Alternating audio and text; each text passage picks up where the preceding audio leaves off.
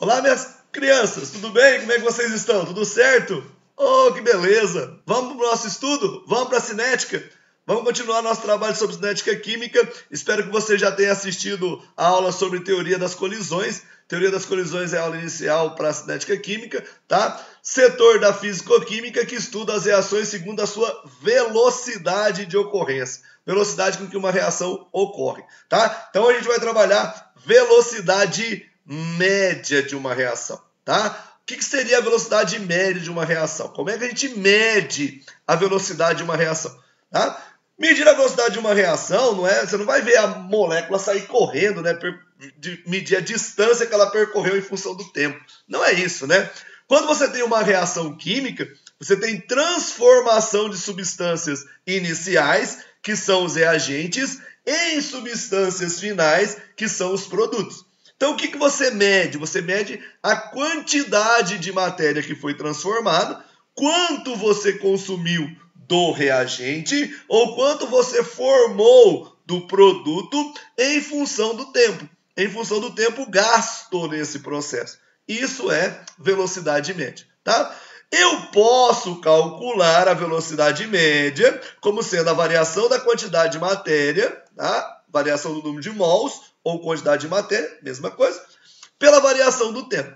Posso, mas como elas são grandezas, ó, diretamente proporcionais, o número de mols e o tempo, eu posso fazer por regra de 3 e achar a velocidade, ok? Regra de 3 simples, serve para resolver o meu problema. Uma coisa que deve ficar bem marcado para você é que o tempo e a velocidade são coisas inversamente proporcionais. A velocidade está no numerador, o tempo está no denominador, do outro lado da equação. Então, elas são inversamente proporcionais.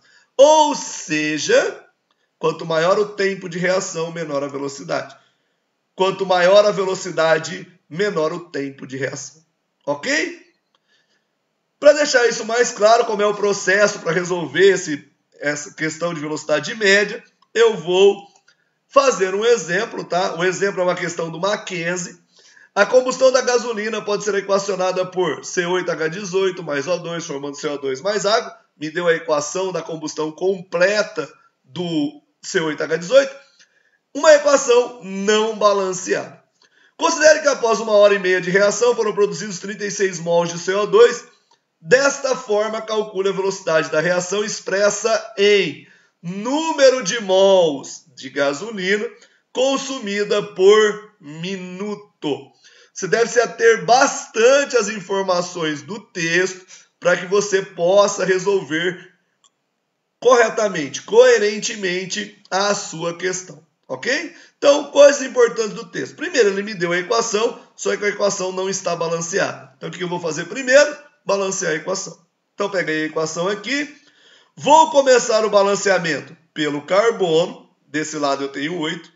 Desse lado eu tenho 1. Então, eu vou ter que multiplicar aqui por 8. E aqui por 1. E aí eu equilibro o número de carbonos. Eu passo a ter 8 carbonos desse lado e 8 carbonos desse lado. Está equilibrado. Desse lado eu tenho 18 hidrogênios. Aqui cada molécula tem 2 hidrogênios. Então, eu vou precisar de 9 águas. Falta só balancear o oxigênio. Aqui eu tenho 16 oxigênios mais 9 oxigênios. Eu tenho 25 oxigênios desse lado. Se desse lado eu tenho 25, desse outro lado eu preciso de 25. Mas como é O2, se eu apenas multiplicar por 25, eu fico com 50 O2. Então eu coloco o que eu preciso, 25. Divido por quanto eu tenho na molécula. Divido por 2. Ok? Segundo o texto, foram produzidos 36 mols de CO2 em 1h30. 1h30.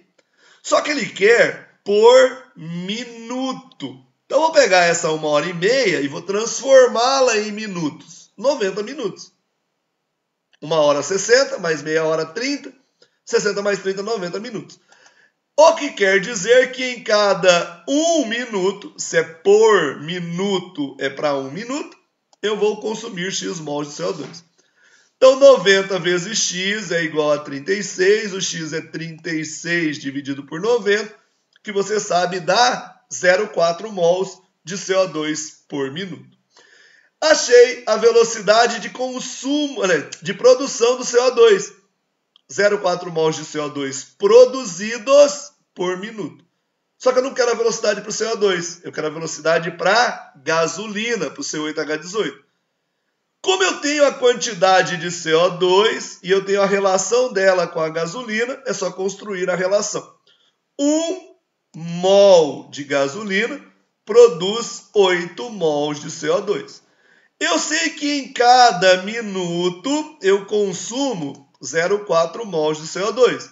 Então, nesse mesmo 1 minuto, quanto eu vou consumir de gasolina? Faço as contas, 8y igual a 0,4, y é 0,4 por 8, 0,05 mols de gasolina por minuto. Ok? Essa é a questão resolvida, a questão do Mackenzie resolvida aí para você por um caminho possível, né? Obviamente, eu poderia ter optado por um outro caminho. Então, eu tenho a minha equação balanceada e eu começo pela relação entre eles. 1 mol de gasolina está para 8 mols de CO2, assim como 36 mols de CO2 está para x mols de gasolina. E acharia aí uma quantidade de 4,5 mols de gasolina consumidos. Então, para produzir os 36 mols de CO2, eu teria que consumir 4,5 mols de gasolina. Só que esses 4,5 mols de gasolina, consumidos para produzir 36 mols de CO2, foram gastos em 1h30. Então, eu tenho 4,5 mols de gasolina em 1h30, ou seja, 90 minutos. Em cada 1 minuto, porque ele quer por minuto, e se é por alguma coisa é por 1, y. E concluiremos da mesma maneira, né, a mesma resposta, 0,05 mols de gasolina por minuto. Ok? Espero que você tenha entendido, tenha esclarecido aí como fazer o cálculo de velocidade média. Vou fazer aqui um diagrama de uma reação, né? A representação da reação em um diagrama de concentração por tempo. Como você tem reagente, a concentração, ou seja, a quantidade de reagente em função do tempo, ela vai diminuindo. Lembre-se que o reagente é consumido durante o processo. Se ele é consumido, a sua quantidade diminui com o passar do tempo. Aí eu tenho uma curva aqui que representa a diminuição, curva decrescente com o passar do tempo, o que se refere a um dos reagentes. Aí eu vou ter outra curva que se refere a outro reagente. A minha dúvida é, qual das curvas é da amônia e qual das curvas é do oxigênio? Bom, é só perceber que eu estou partindo de um mesmo ponto e eu vou consumir, eu vou gastar uma quantidade menor da curva preta e uma quantidade maior da curva vermelha.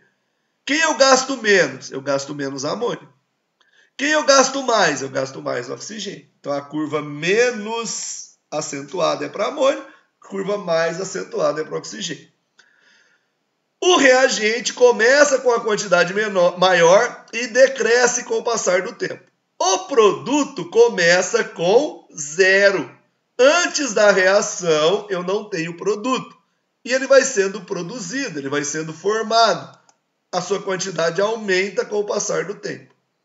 Então, eu tenho uma curva para um produto e outra curva para o outro produto. A minha dúvida é, qual curva é do NO e qual curva é da água? Aí eu percebo que a partir do 0 nos dois casos e produzir uma quantidade menor da curva amarela e uma quantidade maior da curva azul. Portanto, a quantidade menor é para o NO, a curva amarela é do NO. A quantidade maior é da água, a curva azul é da água. Ok? Espero ter ajudado você. Se você curtiu, clique no sininho das notificações, curta o vídeo, adicione o canal, tá? Inscreva-se no canal, divulgue o canal para os seus amigos para que a gente possa fazer com que esse canal se mantenha aí por esse período de quarentena e você possa ter assessoria no seu aprendizado de química. Um grande abraço, conte comigo e bons estudos.